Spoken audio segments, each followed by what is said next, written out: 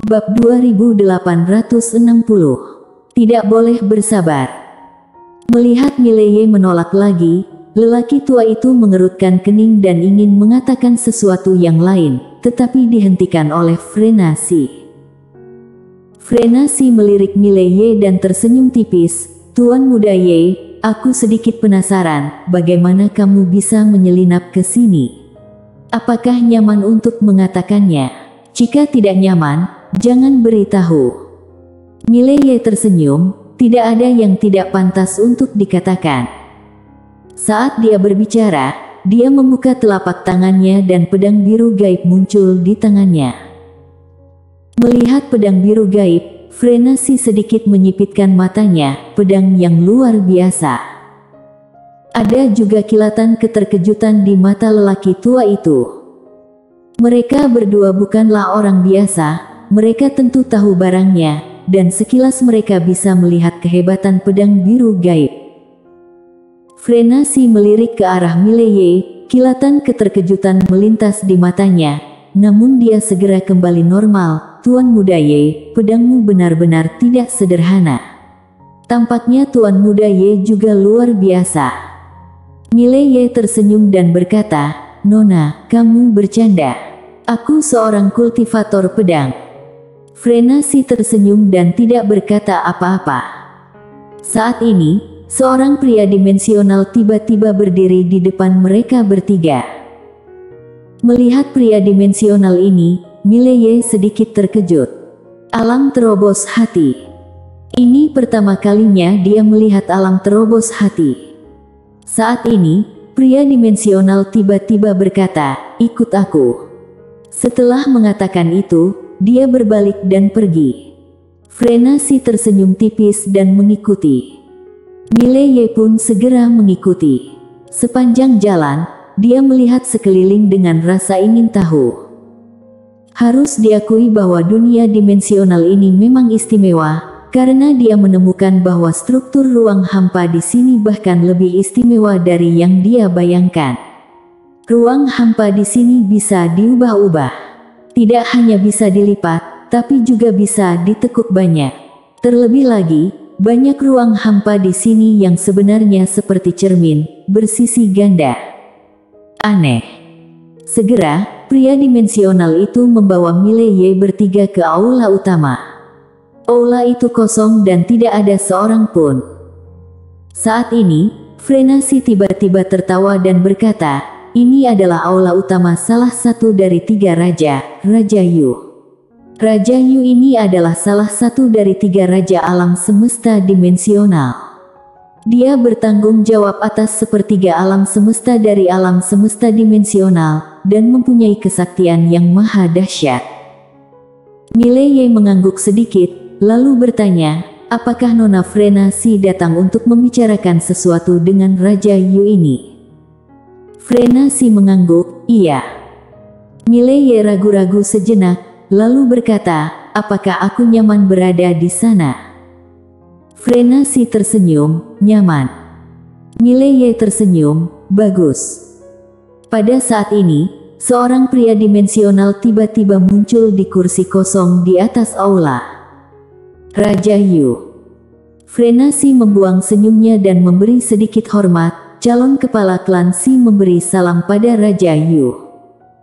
Raja Yu memandang Frenasi dan tidak berkata apa-apa. Frenasi tersenyum dan berkata, "Raja Yu, periode 100 tahun telah tiba. Kali ini, atas nama klan, aku datang untuk menandatangani kontrak dengan Raja Yu." Raja Yu tiba-tiba berkata, "Tambang Skotnan kristal dimensional, aku akan membiarkan klan Xiao bertindak sebagai agen tahun ini." Mendengar itu Frenasi tertegun. Orang tua itu juga mengerutkan kening. Mileye melirik Frenasi dan terdiam. Tampaknya urusannya berubah. Mereka tidak akan bertengkar, bukan? Mileye sedikit terdiam. Frenasi berkata dengan suara yang dalam, "Raja Yu, kenapa?" Namun, Raja Yu berdiri dan langsung menghilang. "Pergi. Abaikan saja." Melihat pemandangan ini, wajah Frenasi langsung berubah dingin, dan di belakangnya, ekspresi lelaki tua itu juga sangat jelek. Mileye menatap mereka berdua dan merasakan sesuatu akan terjadi. Pada saat ini, lelaki tua itu tiba-tiba berkata, "Nona, klan Xiao terlibat. Masalahnya." Frenasi melambaikan tangannya, "Ayo pergi." Setelah mengatakan itu, dia berbalik dan pergi. Orang tua itu pun segera mengikuti. Mileye ingin menyelinap pergi, tapi dia tetap memilih untuk mengikuti. Jika melarikan diri sekarang, jika bertemu dengan orang dimensional lainnya, mungkin harus bertarung. Setelah Frenasi bertiga meninggalkan wilayah pengaruh Raja Yu, Frenasi menoleh ke arah Raja Yu di kejauhan dan mencibir, "Kontrak dibatalkan." Benar-benar menarik. Orang tua itu berkata dengan suara yang dalam, "Tidak boleh bersabar." Wajah Frenasi tanpa ekspresi, tentu saja tidak boleh bersabar. Tanpa alasan apapun, dia putuskan saja kontraknya, benar-benar menganggap klanku adalah kesemek yang lembut. Saat dia berbicara, dia membuka telapak tangannya, dan sebuah tanda tiba-tiba naik ke langit dan kemudian menghilang. Sesaat kemudian, ruang hampa di depannya tiba-tiba mulai bergetar, dan detik berikutnya, ratusan master tiba-tiba muncul di lapangan. Saat dia melihat master ini, ekspresi Mileye tiba-tiba berubah. Semua yang datang adalah alam terobos hati. 10 di antaranya adalah alam cross. Selain itu, pemimpinnya, seorang pria parubaya, auranya bahkan lebih tak terduga, nomor 2 setelah Raja Yu. Mileye terdiam. Klan ini agak seram. Frenasi tiba-tiba berkata, "Properti mineral Scotland langsung dihancurkan." Pria parubaya pemimpin itu mengangguk, "Pergi." Begitu suara itu terdengar, sekelompok master di belakangnya bergegas menuju selatan, dengan sangat cepat, dan menghilang di ujung langit berbintang dalam sekejap mata. Pria parubaya itu gemetar dan bergegas menuju aula utama Raja Yu. Bang! Dalam sekejap, seluruh ruang hampa di lapangan berubah menjadi bola yang berputar-putar. Lancang!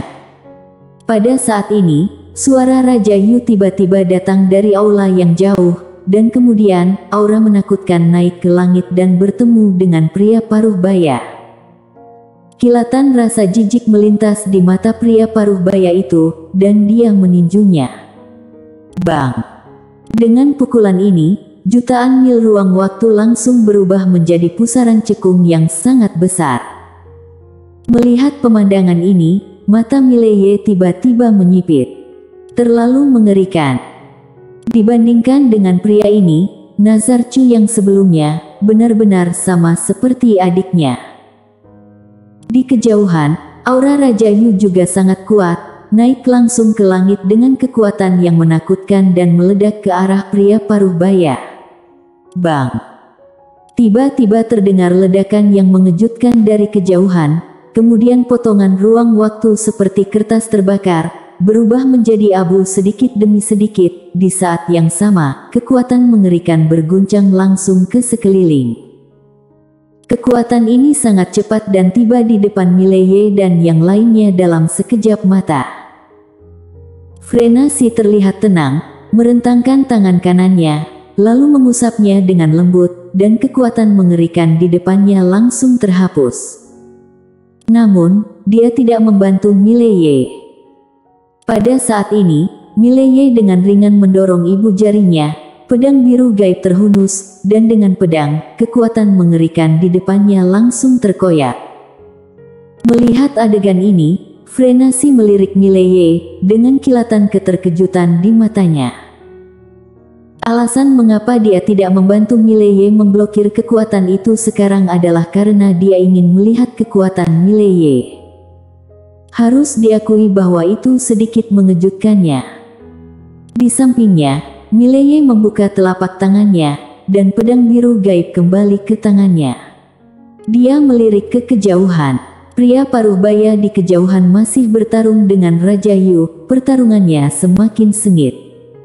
Mata Mileye berapi-api. Inilah Master Super sejati. Seolah memikirkan sesuatu, Mileye menoleh ke arah Frenasi di sampingnya. Nona Frenasi, setahu aku, orang dimensional tidak bisa berbuat apa-apa di alam semesta paralel kita, tapi bisakah kita melakukannya di sini? Frenasi mengangguk, bisa. Mileye tercengang. Frenasi tersenyum, kamu tahu perjanjian yang ditandatangani oleh Kaisar Langit Kuno dan alam semesta dimensional, tapi kamu seharusnya tidak tahu apa isi perjanjian itu. Mileye mengangguk, tolong jawab keraguanku. Frenasi memandang ke kejauhan dengan ekspresi tenang. Bagi alam semesta dimensional, itu perjanjian yang tidak setara. Karena ada satu hal dalam perjanjian itu, yaitu mereka tidak bisa pergi ke alam semesta kita untuk melakukan apapun, tapi kita bisa mengambil tindakan di alam semesta dimensional. Mileye tertegun, lalu bertanya, apakah mereka menandatanganinya? Frenasi terkekeh dan berkata, mereka tidak berani untuk tidak menandatangani. Saat itu, Kaisar Langit Kuno langsung menyerang ke alam semesta dimensional 9. Jika tidak menandatangani perjanjian, dia akan langsung menghancurkan seluruh alam semesta dimensional 9, menyebabkan seluruh alam semesta dimensional menjadi benar-benar runtuh dan jatuh ke dalam kekacauan. Saat dia mengatakan itu, dia menoleh untuk melihat ke arah Mileye. Di tandus kuno, Kaisar Langit Kuno adalah Tuhan. Dialah yang memenangkan martabat, kedamaian, dan waktu bagi kita. Mileye terdiam. Frenasi menambahkan, setelah jatuhnya Kaisar Langit Kuno, alam semesta paralel kita dan alam semesta dimensional mulai berkembang dengan damai. Pada periode ini, kami juga akan menjalin kerja sama dengan alam semesta dimensional, karena kami membutuhkan kristal dimensional mereka, dan mereka juga butuh sesuatu dari alam semesta paralel kita, jadi kedua belah pihak mendapatkan apa yang mereka inginkan. Tentu saja, masih ada permusuhan antara kedua belah pihak. Mereka tidak pernah menyukai kita, dan kita tidak pernah menyukai mereka. Mileye berkata dengan suara yang dalam, Kaisar Langit Kuno sudah mati, kenapa mereka masih dibatasi oleh perjanjian itu? Frenasi tersenyum dan berkata, karena 9 istana Raja Suci dari alam semesta dimensional bersumpah dengan jiwa spiritual. Jika mereka melanggarnya, jiwa spiritual 9 Raja Suci Agung akan hancur, dan alam semesta dimensional 9 akan runtuh dan berubah menjadi ketiadaan. Mileye terdiam. Bersumpah. Dia tiba-tiba teringat bahwa dia sering bersumpah. Frenasi melirik ke arah Mileye, lalu tersenyum, lagi pula, alam semesta paralel saat ini tidak begitu lemah. Setelah pertempuran itu, meskipun kekuatan utama alam semesta paralel mulai bersaing untuk mendapatkan warisan Kaisar Langit Kuno, setiap orang juga memiliki aturan tidak tertulisnya, yaitu jika alam semesta dimensional menyerbu, maka 10 kekuatan adidaya tandus kuno harus bersatu untuk melawan musuh. Kita boleh saja mengalami perselisihan internal, tetapi begitu ada invasi musuh asing, kita harus bersatu. Mileye mengangguk. Ternyata begitu. Ngomong-ngomong soal ini, dia bertanya dengan rasa ingin tahu, kamu kenal klan Ye, kan? Frenasi melirik Mileye, jangan bilang, kamu dari klan Ye. Di belakang Frenasi, lelaki tua itu juga melirik ke arah Mileye, dan ekspresinya sedikit berubah. Jangan-jangan pria ini benar-benar dari klan Ye. Mileye menggelengkan kepalanya dan tersenyum, meskipun nama keluargaku Ye, aku bukan dari klan Ye. Tentu saja dia tidak perlu berpura-pura menjadi anggota klan Ye. Frenasi mengangguk sedikit, klan Ye, tentu saja aku tahu. Di tandus kuno sekarang, itu adalah kekuatan nomor 1, dan tentu saja sudah ada sejak zaman kuno. mereka juga merupakan kekuatan yang paling ditakuti oleh alam semesta dimensional.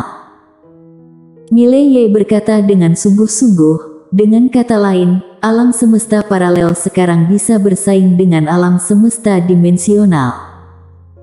Frena si menggeleng, kita kalah bersaing dengan alam semesta dimensional 9.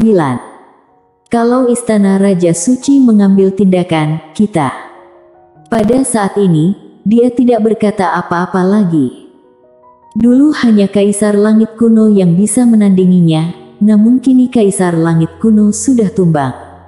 Begitu Istana Raja Suci mengambil tindakan, klan Ye pun pasti tidak akan bisa menghentikannya. Mileye melirik Frena si dan tidak berkata apa-apa. Tentunya alasan mengapa alam semesta paralel bisa bersaing dengan alam semesta dimensional saat ini adalah karena perjanjian yang ditandatangani oleh Kaisar Langit Kuno dan alam semesta dimensional saat itu. Namun intuisinya mengatakan kepadanya bahwa Kaisar Langit Kuno telah mati, alam semesta dimensional tidak akan pernah dibatasi oleh perjanjian. Kalau tidak, itu akan sangat membuat frustrasi, bukan? Memikirkan hal ini, wajah Mileye menjadi muram. Astaga! Dia baru saja datang ke Tandus Kuno, apakah dia akan bertemu dengan alam semesta dimensional yang akan melanggar perjanjian? Majikan Pena Kebenaran Agung tidak mengatur dirinya lagi, kan? Haruskah dia meminta Lydia untuk memotong orang itu sampai mati? Majikan Pena Kebenaran Agung bersambung.